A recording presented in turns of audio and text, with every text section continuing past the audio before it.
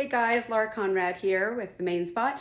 I'm curling a couple of my whoppers and wigs, and I just wanted to do a little tutorial because people always like that, to be able to see how we curl wigs and whatnot. So this one right here is, what is her name, Haley?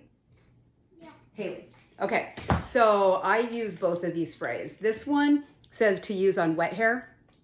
A lot of times I use it on dry hair. Now you want to go sparingly on dry hair because it will make it a little greasy if you use too much. So just a tiny bit, like on the ends. I mostly use it on blonde wigs because they tend to get a little bit drier. Okay, so it's a heat protectant and it makes it silky soft. And then this one is also a heat protectant, and they're both Kenra, and I love their products. This one is a thermal spray, but it actually holds the hair. So on this one, I did use it, and I did two different kinds of curls. So I did use this on it. You just do a nice spray. If you don't want it to get on the lace, you put your fingertip over the lace and just spray it throughout the hair. Okay, so I did some tight curls, and then I did some loose curls, and I just want to show that to you real quick before I try these on. Okay, so if you're starting at the front of the wig, and this, by the way, is my Bionic 1.5 inch around long barrel, favorite curling iron I've ever used. I have a bunch of them. This is my go-to. Okay, so usually you want to curl away from the face. So there's a little bit of a tight curl here. These are looser, so I'll do it again here and just show you. And then I usually go away from the face and away from the face. Some people start about halfway and alternate front, back, front, back. I tend to not do that unless there's a lot of hair. This one, there's not a lot of hair. Now, where are my clips? Literally, like, I would lose my mind here. If there's a lot of hair, you do want to put the top layer up. And this one's pinned in, and you always put the pins in the cap, unless there's long lace like this one. But I went ahead and put this in the cap, but you never put the pin in if the lace is cut up here, ever, because it could put a hole in it. No big deal if there's a hole down here because you're going to cut it off. And I always recommend saving the piece of lace that you cut off in case you ever have a problem with the lace. Then you can either match it or even use that lace. So always keep your lace in the box or in the bag or whatever. Keep the lace with that wig. All right. So just put that hair away to get to the bottom layer. So if I'm going to do a wider curl, you use your thumb, and you always want to start up high, okay? And you get it, smaller pieces of hair are going to make a tighter curl. So if I'm going to do more of a loose curl, I'm going to use my thumb and slide through rather quickly, just like this. And then I'm going to release it all at once, okay? So that's a nice loose curl. Okay. Now, if I want to do a tighter curl, I'm going to do it a little differently. So again, small section, use your thumb, go up to the top, turn, and you want to move your hair out of the way so you don't put your thumb on the hair.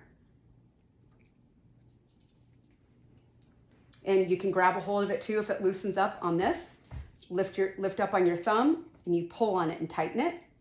Slide down, turn, slide down, turn. Now the way I would release this is slowly like this and keep it turning. See, I'm unwinding it, and that holds it as it's kind of cooling down in that shape, and it's going to make a tighter curl. Okay, so let me do it again. This is for the tighter curl.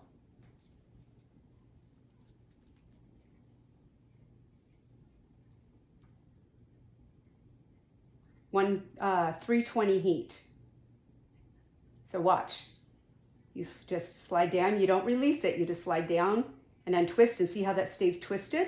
So it's going to cool in that tighter curl. See how that's tighter than this loose one. This is for like a beach wave. This is for a little bit tighter of a curl, which when it cools down, you don't want to mess with it until it cools down. See, the side's cooled down. Then it's going to be a little bit tighter of a wave, and this will last longer. This side will probably last a little longer with the curl than this side with the beach wave. Okay, see how this is more just wavy here? Put it down. So if you like the wavy, sometimes you want to mix it up and put a little wavy in with the wavy with the tighter curls. Okay. All right. So this is Haley. Haley is blonde. She is neutral, and she has got a beige root. Beige. She came out. She's about a 7-8 root. Here's more of a 7. See how she's a beige. She is a whopper. Okay. Whoppers don't stay on your mannequin head quite as well because it's a half wig. So whopper is like whopper and topper mixed, right? Half wig. You could call it a crown as well. So, all right. So she was pinned down in the cap, not in the lace. And I can also show you how to curl longer wigs. You do it basically the same thing, real long wigs. It's good to unwind it, do the unwinding thing as you curl so it doesn't get all caught up in your thing. All right, in the curling iron. All right, so this is Haley. And I'm trying to get the best light. She is neutral. She is not warm at all. She is neutral and beige. Here's the inside of the whopper. So the parting area towards the back is a little more narrow, but it's a wide parting area. So like if you do a side part, you can part it on the side and then, maybe go back towards the center a little bit. You don't want to part right next to the wefting. Otherwise, the wefting, especially for low density, that line of the wefting is going to show through. Okay, so you want to be a little bit away from that wefting when you are parting it. Okay, so let me show you the inside of the whoppers that I carry. A little bit narrower, and there are lots of clips to hold it down. You don't need all the clips. You can remove them if you want. This fits very secure on my bald little head. It's a 10 by 10 cap. So it just comes, it's not small, medium, large. It's toppers and whoppers are the cap size. So you can get like, whoppers start at like a 10 by 10. Okay. Toppers can be much smaller. I mean, you can get little ones, and you want to measure your head how you want it to fit. Like if you want it to fit here, you take your tape measure and you measure here, and how far do you want it to go back? Like, are you losing your hair here, or do you want it to come down a little further? I have to say the ones that sit right on top of the head, for me and a lot of people, are not as comfortable because the clips pull in your hair. Eventually, you'll probably get a little bald spot there unless you're bonding. Okay, I used to get bald spots all the time on mine. And so grateful to switch to wigs for me. But these are amazing. These are a beautiful happy medium because, let me try this on for you. And it does have fasteners at the back. So if you have a peanut head like I do, then you can tighten it down here just like you would on a wig to make it a little more secure. Okay, so here we go. This is where it fits down to. It comes down to here on me. So if you had a bigger head, it wouldn't come down quite as far. Again, always move your piece around, pulling here or the ear tabs. Never grab on the lace because you don't want to stretch it. All right, so that's where she fits. She has a customized hairline. You can see my cap sticking through. Very low density. So she'd be awesome for the summer. I could almost wear her. My husband was saying, oh my goodness, you could wear that and nobody would even know, and it'd be so light and comfortable, and it just like sits right on top of my head. I can't even tell I have anything on. It's awesome. Maybe I'll have to get a whopper. But the thing is, then you're gonna feel maybe like, I don't know what it looks like in the back with me, but if you pull it too far forward, that's what it looks like in the back, right? So it's better if you have hair to blend with it. But you could wear it without hair to blend. Okay, so this is where she comes on the sides.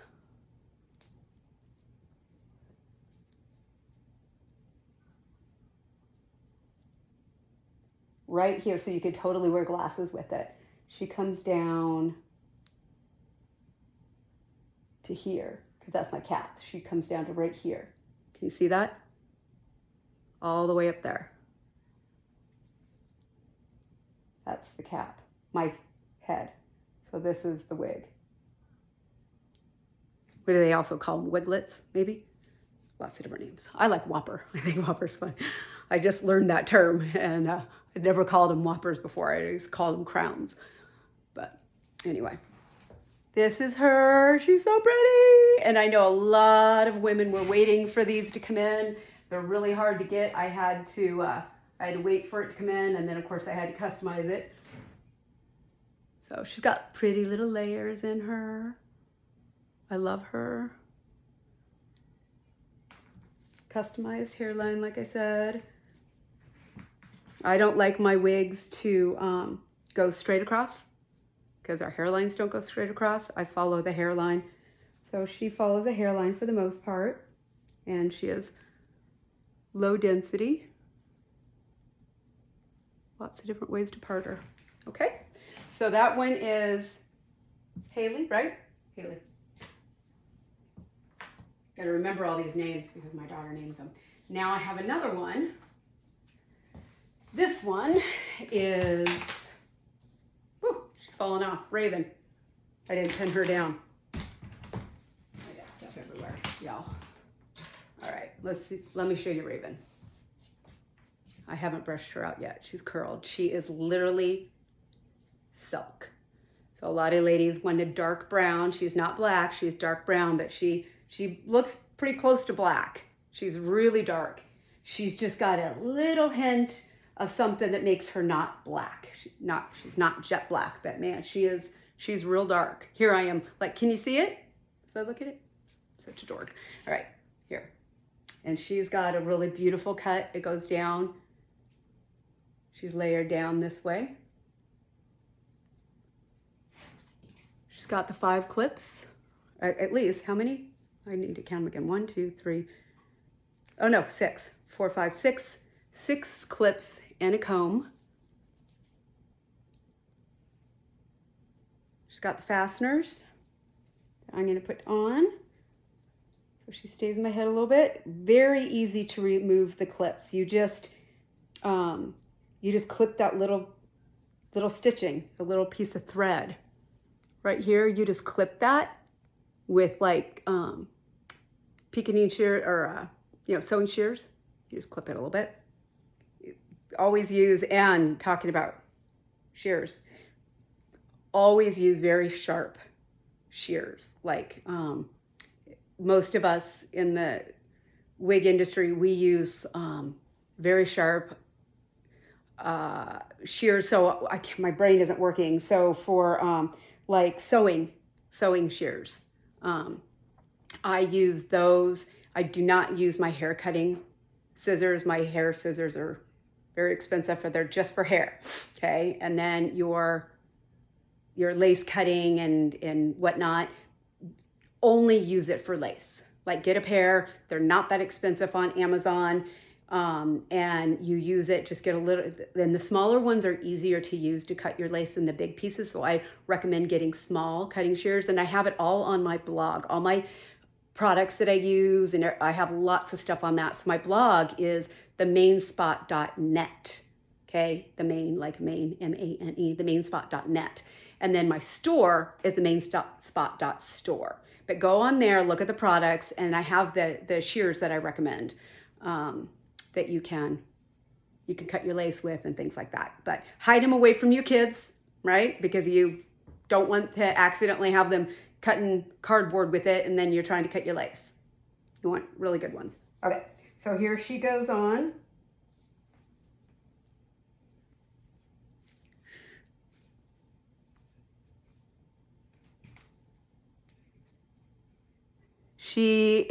Her knots are bleached. You can see they're kind of showing up here, but they are fully bleached. And she is customized hairline. I can customize it more for anybody. I just don't want to over pluck knots. But I do like it to go like with the hairline, right? She's got lots of little baby hairs. But if you ever want it more plucked or whatever, I'll teach you how to do it yourself. Very easy, but very easy to mess it up. Okay, and put a hole in your lace. So you got to be really careful if you're going to pluck hair. Don't just pluck a bunch of hairs at once. You want to get like one hair at a time. It's better to get both ends of it, so the return hair and the hair, and pull it carefully that way. Just be really careful. And if you're going to use tweezers, just don't get your lace, because you can easily put a hole in it. All right, here she is.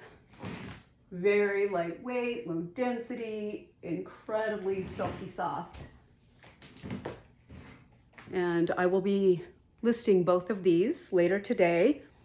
And if y'all like them, you know, this is the first time I've had these. If you like them, then I will order more. But I can't afford, stop it. I can't afford to invest in something unless I know people are going to buy it. Okay, so there she is. I believe she is, I thought she was like 22. Whoops. Hey, perfect, perfect. I can't get more perfect than that. I'm going to show you how I measure my wigs. Dum, dum, dum. All right, this is not my favorite tripod. It's an Amazon special, and it sucks. All right, use my pivot point. Much better. It's always good to have a robust tripod. All right, here's my stuff. I go to the middle of the head.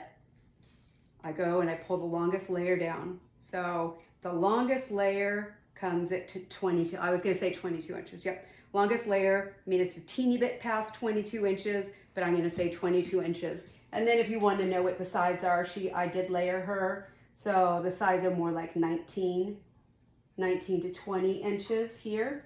She's got just a few layers in her. And then as far as I know, I always got to remeasure them after I've trimmed them again, because oh my goodness, look at how pretty she turned out.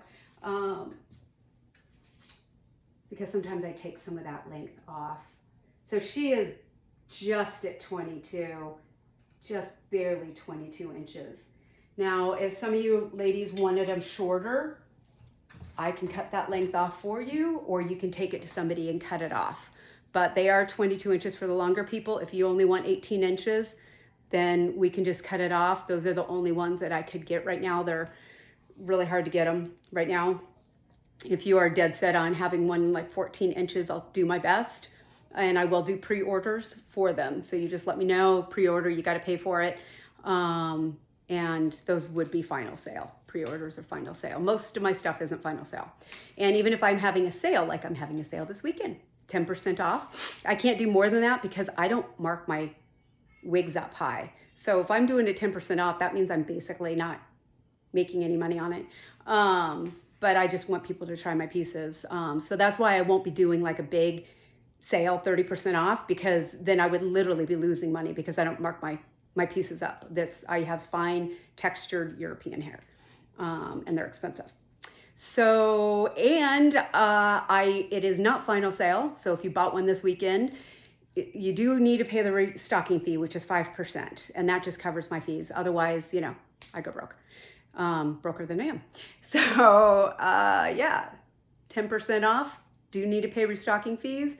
And that's about it. Now I plan on keeping my restocking fees at 5% just to cover my costs, because every once in a while I've done like no restocking fees, and then I end up losing like $100 on the wig just to let somebody try it on, or $150 or more with that 5%. So depending on how expensive the wig is. So anyway, please reach out to me with any questions. I'm always available. I love to help. If my wigs aren't what you're looking for and you want something else, I'll help you find it. It doesn't have to be my wig. It's just an option. There's so many amazing brands out there. And on my blog, I have my favorite brands there. I still stand by those brands. They're incredible brands. And I have all my products on there. Lots of great information about buying and selling used wigs. Lots of good stuff. So again, that's themainspotbot.net. And that's for information. And then if you want to shop, the mainspot.store. All right. If you're watching this on YouTube, because I'm going to post it on Instagram too, I think. If you're watching on YouTube, remember to like, subscribe, hit the bell notification, and share my videos. And reach out with any questions. My email is Laura at the Main Spot, and Maine, M-A-N-E, the mainspot.store. It's my email address. So, all right. Have an awesome holiday. Be safe. And, oh, I'm going to do another video of my other ones I'm selling. I have a 28-inch wig. All right, I'm going to do that after this.